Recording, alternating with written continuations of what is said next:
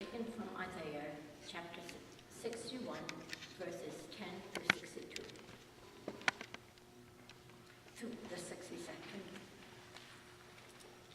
61:10. I will rejoice greatly in the Lord. My whole being shall exalt in my God, for he has clothed me with the garments of salvation. He has covered me with the robe of righteousness, as bridegroom decks himself with a garland, and as the bride adorns herself with jewels. For as the earth brings forth its shoots, and as a garden causes what is sown to spring up, so the Lord God will cause righteousness and praise before all nations. For Zion's sake, I will not keep silent, and for Jerusalem's sake, I will not rest, until her vindication shines out like the dawn, and her salvation is like a burning torch. Nations shall see your vindication, and all the kings your glory, and you shall be called by a new name that the mouth of the Lord will give. You shall be a crown of beauty in the hand of the Lord, and the royal diadem in the hand by your God. Next reading is from the book of Matthew, chapter 25, verses 31 through 46. When the Son of Man comes in glory, and all the angels are with him, then he will sit on the throne of his glory. All the nations will be gathered before him, and he will separate people one from another, as a shepherd separates the sheep from the goats. And he will put the sheep at his right hand and the goats at his left.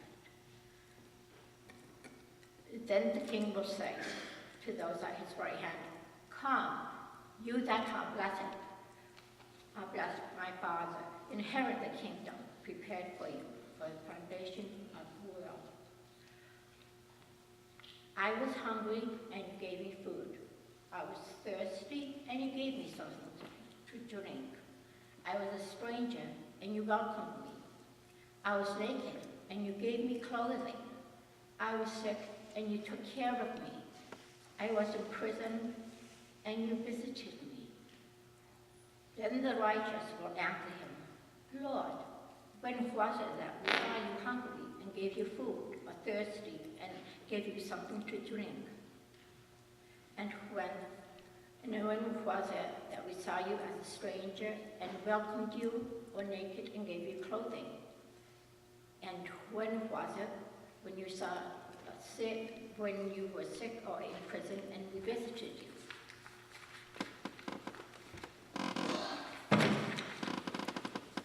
And the king will answer them, "Truly, I tell you, just as you did it to one of the least of these, who are members of my family, you did it to me." Then he will say to those at his left hand, "You that are accursed, depart from me into the eternal fire prepared for the devil and his angels. For I was hungry, and you gave me no food. I was thirsty, and you gave me no drink. I was a stranger, and you did not welcome me. I was naked, and you did not give me clothing. Sick and in prison, and you did not visit me." Then they also will answer, "Lord, when was it that we saw you hungry, or thirsty, or a stranger, or naked, or sick in a prison, and did not take care of you?" Then he will answer them, "Truly, I tell you, just as you did not do it to the least of these, you did not do it to me." And these will go away into eternal punishment, but the righteous into eternal life. Here ends the reading.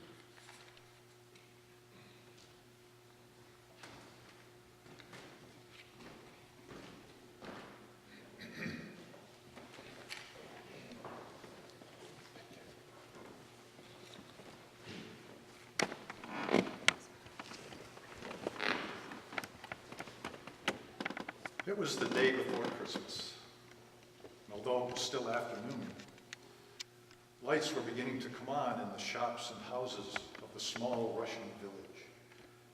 For the short winter day was almost over.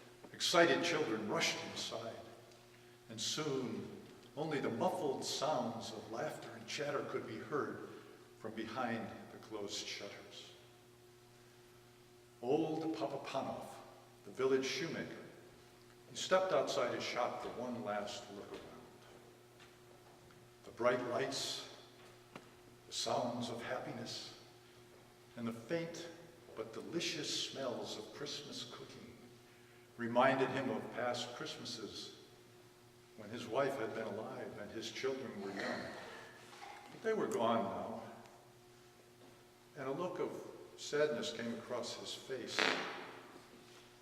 But he turned with a firm step, walked back into his shop, closed the door, set the shutters, put a pot of coffee onto his small charcoal stove, and finally settled back into his big armchair. Papa Panov did not often read, but on this particular night, he took down the big old family Bible and he opened it up. And using his finger to trace the words, he read once again the Christmas story. He read about how Mary and Joseph, so very tired after their long journey to Bethlehem, had not been able to find a place to stay at the inn. And he read how Mary's baby had been born in a cowshed. "Oh dear," he cried. "If only they had come here, I would have let them have my bed. And I would have covered the baby with my own patchwork quilt to keep him warm." And then he read on. He read about the wise men coming to visit the baby and about the splendid gifts that they had brought him. And his face fell a little because he had no gift to give to the baby. But then he brightened a little, set aside the Bible, he got up out of his old armchair, and went over to the shelf in the corner, reached up with his long arm, and he pulled down a small, dusty box, opened it, and in that box was a perfect pair of tiny leather shoes. His face filled with satisfaction. Yes, they were just as good as he remembered. The best pair of shoes that he had ever made. And he decided right then, I will save these for the baby Jesus. And finally he put them aside and settled back down to read some more. He was getting a little tired now. And as he read, he became even more sleepy until the words began to dance in front of his eyes until he was forced to close them, but just for a minute. Of course, no time at all. He was fast asleep. And as he slept, he dreamed. He dreamed there was someone in the room with him. And he knew immediately, as we often do in our dreams, who that someone was. It was Jesus. And Jesus said, "Papa Panov, I understand you've been wishing to see me. Then look for me tomorrow, for I shall come to you. But look carefully, because I shall not tell you who I am." And then Papa Panov dreamed on a little more and slept a little more. And finally, when he woke up, the bells were ringing. There was light filtering in through his shutters. And he woke up quickly and, bless my soul, it's Christmas Day. And he climbed out of his big old armchair and he stretched because he was a little stiff. Then he remembered his dream and his face filled with happiness. This was going to be a very special Christmas day after all, because Jesus was going to come and visit him. But what would he look like? Maybe he'd be a little baby like the first Christmas. Maybe he'd be a grown-up, a carpenter, or perhaps he would come as the king he was, God's son. Well, he determined right then that he would watch very carefully so he would be sure to see him and recognize him when he came. And then he set a pot of special coffee for his Christmas breakfast on the stove. And he took down the shutters and he went over to the window and he looked out. The street was bare. No one was there. Well, almost no one. Let's see, the old road sweeper was over there. He looked as miserable and dirty as usual. But, well, he might. After all, who wanted to work on Christmas Day, especially in the icy cold and the bitter freezing mist of this particular morning? And he opened his door and he called out, come in and have some coffee to keep out the cold." Well, the old road sweeper could scarcely believe his ears, but he was only too happy to put that broom down and come into the nice warm shop. And as he came in, his clothes began to gently steam in the warmth of the stove. And he held the cup in both of his red hands as he drank. And Papa Panov watched him with satisfaction. But every once in a while, his eyes would stray up to the window. It wouldn't do to miss his special visitor. Until finally, the road sweeper said, "Expecting someone?" So Papa Panov told him all about his dream. And the road sweeper said, "Well, I hope he does visit you. You've given me a bit of Christmas cheer that I never expected to have. I think you deserve to have your Christmas wish come true." And after he left, Papa Panov put a pot of cabbage soup on the stove to prepare it for his dinner later. And then he went back to the window and he looked out. And again, the street was empty. No one was there, but he lingered a bit and finally caught out of the corner of his eye a little movement. Yes, there was someone coming. But who was it? As the person came closer, he realized it was a young woman. And she was walking very quietly and very carefully, hugging the walls of the houses and the shops as she came toward him. She looked very tired. And she was carrying something. As she got near her, he finally realized that she was carrying a baby wrapped in a thin shawl. And there was such a look of sadness on her face, and even on the little face of the baby, that his heart went out to them. And again, he swung open the door and he called out, come in, please. You look like you need to warm by the fire and take a rest." Well, the young mother was only too happy to let him shepherd her into the warm shop and over to the big armchair. And as she settled down, she heaved a big sigh. And Papa Panov said, "I can warm some milk for the baby. I've had children of my own. I could even feed her for you." And he put a cup of milk on the stove, and when it was warm, she let him pick up the baby. And he fed the baby with a small spoon, while at the same time holding her icy feet near the charcoal stove to warm them. "She needs shoes," he said. But she replied, "I can't afford shoes. I've got no husband to bring home any money. I was on my way to the next town to try to find some work." Well, a thought went through his mind as he remembered the shoes from last night. But he was going to save those for Jesus. And then he looked down at the baby in his arms and at the cold feet. He made up his mind. Went over, picked up the shoes, handed the baby and the shoes to the young mother and said, "Try these on." Well, of course, they were a perfect fit. The woman smiled happily, and even the baby gurgled with pleasure. And when she finally got up to go, she said, "You've been so kind to us.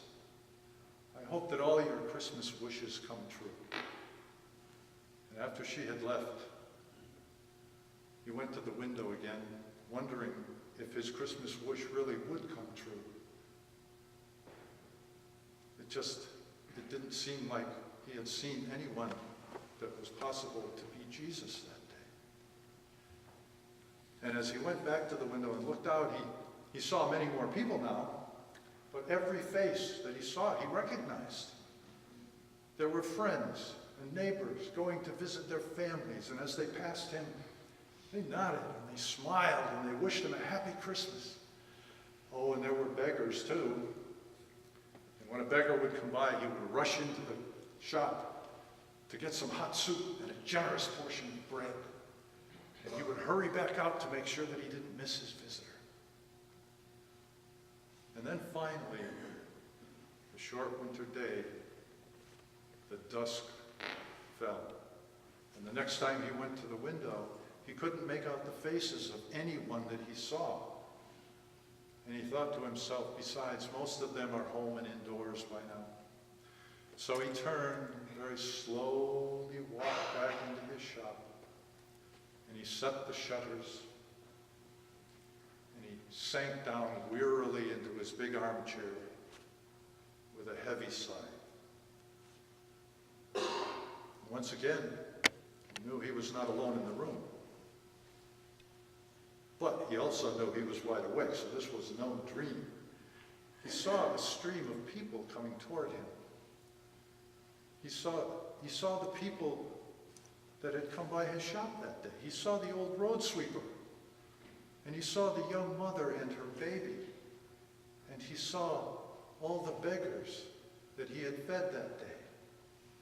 And as each one passed him, each one whispered to him, "Didn't you see me, Papa Panov?"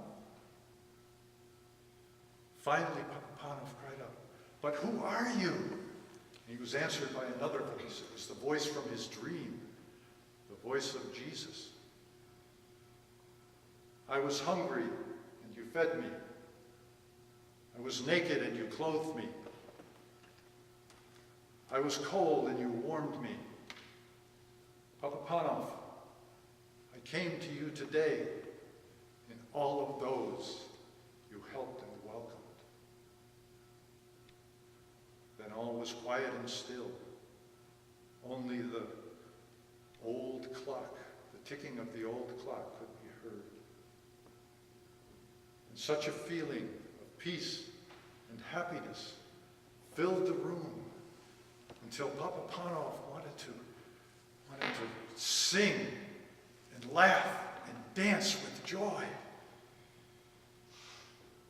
But all he said was, "So he did come after all."